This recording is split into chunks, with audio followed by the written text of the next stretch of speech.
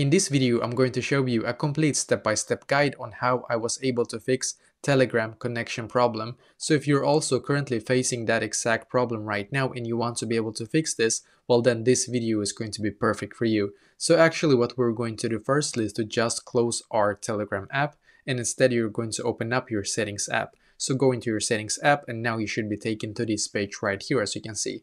And now what you're going to do on this page is quite simple. We're going to scroll down a little bit in here and then click on general. So click on general in here, and now it should take us to this page right here. So what you're going to do on this page, scroll down a little bit, and then you're going to click where it says storage. So click on storage, and you should now be taken to this page. Now scroll down in here, as you can see. So I'm going to scroll down and find Telegram in here. So just a second. It might be actually all the way down in here. Let's check. And yeah, perfectly. As you can see, Telegram right here. So we need to find Telegram in here, and then you're going to click on offload app. Once again, click on offload app in here, as you can see.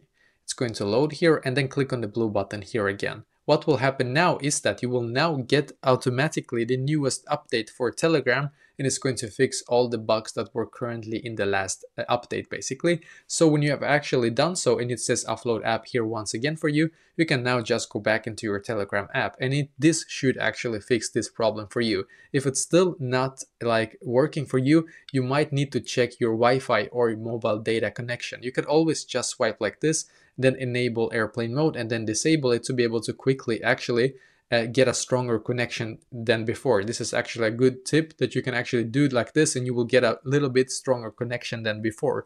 But it's not often that this actually can help fix this issue as well. So it might be something with your internet right now, and if it's not, if you have good internet, you have done all of this thing right here step by step, and it's still not working, it might just be a Telegram issue, and we need to wait a couple of minutes for them to actually fix this from their end. So basically this is exactly how to fix Telegram connection problem.